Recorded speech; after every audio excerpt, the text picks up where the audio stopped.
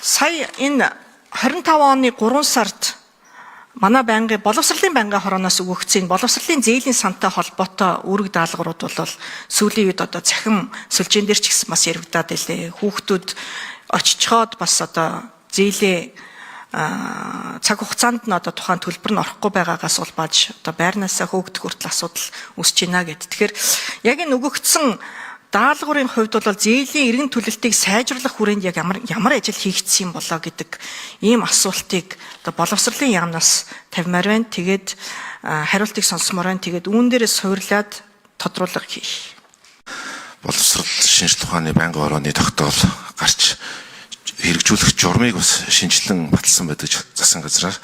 За үүний хүрээнд одоо зээлийн иргэн төлөлтийг сайжруулах төсвийг төлөвлөхтэй хүртэл бас иргэн төлөлтөөс нь дараагийн зээлийг санхүүжүүлэхийн төлөвлөлтүүд бол бас хууль болоод төсвийн тухай хуульд бол орцсон ийм үүрэг хүлээгээд явж байгаа. За 2025 оны эхний 10 сарын байдлаар одоо нэг 15 тэрбум төгрөгийн иргэн төлөлт зээлийн сан дээр бол одоо хийгдээд явж байгаа. Тэгэхээр авах арга хэмжээний хүрээнд бол юу хийсэн бэ гэхээр энэ журн зээлийн иргэн төлөхийн гэрээ болон журамда Монгол банкны зээлийн мэдээллийн санд хэрвээ зээл авсан бол бүртгэх ёстой. Тэгээ энэ ажил хийгдэггүйгээс бас нэлээд хугацаа бүртгэлээс болоод иргэн төлөлт удаашрч байсан. Одоо энэ за ариун цэвэр шин тодруулчих уу? Тодруулаад тэгээ хариулах. Яг би сая төрийн байгуулалтын байнгын хороон дээр бас нэг гишүүдтэй холбоотой асуудлыг ярьж байхдаа ийм асуудал хэлсэн. Улсын их хурлын гишүүний хүүхэд болсноороо тэтгэлэгт хамрагдах эрхгүй болчихлоо гэж. Яг л тухайн хүүхэд ээж аав нь хэн байхаас үл хамааран өөрөө шалгалтаа өгөөд өөрөө мэдлэг гэрээ одоо тэнцсэн болоод ирэх нь ууг нь бол нээлттэй байх ёстой маа гэж. Гэтэл яг одоогийн байдлаар ёстой жинхэнэ эрх мэдэл албан тушаалаа танил талаа ашиглаж зээл авсан хүмүүстэй эсрэгээрээ хариуцлагын хүлээлгээгүй л байгаа байхгүй да. Сонгуулиас өмнө энэ асуудлыг ярьчихад тэгээ чимээгүй болчихсон.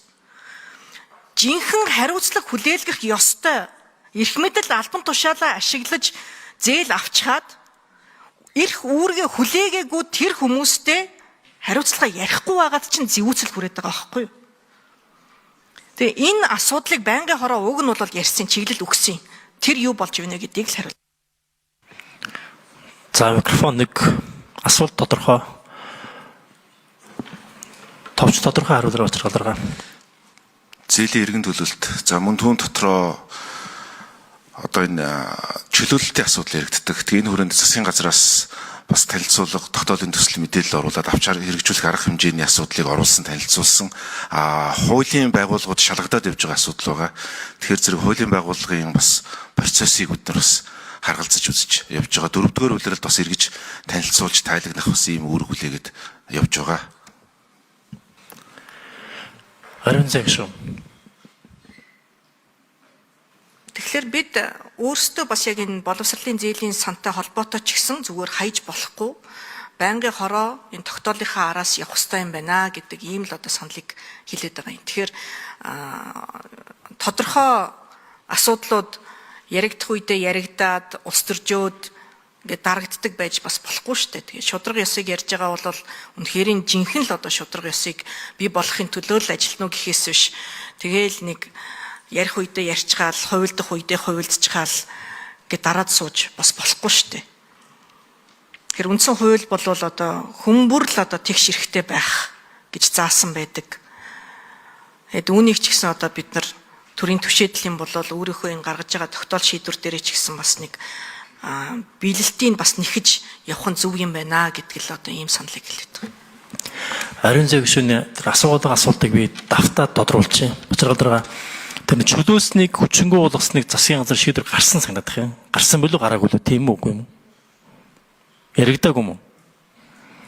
Байнгын хорооны сууг нэг чиглэл өгсөн санагдах юм. Микрофон нэг.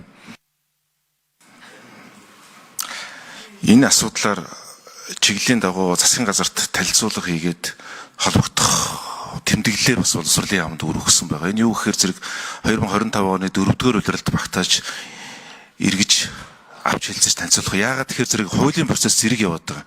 Хууль авилтаа тэмцэх газар прокурорын түвшинд яваад байгаа учраас авилтаа тэмцэх газрууд энийг шууд хүчингүй болгоо гэдэг асуудлыг тавьдаг. За шууд хүчингүй болгохоор бас эргээд бас хуулийн шийдвэр нь эслэн гараагүй байгаа учраас энэ яг эцсийн үнэн зөв энэ одоо хуулийн байгууллага тогтоох хэрэгтэй.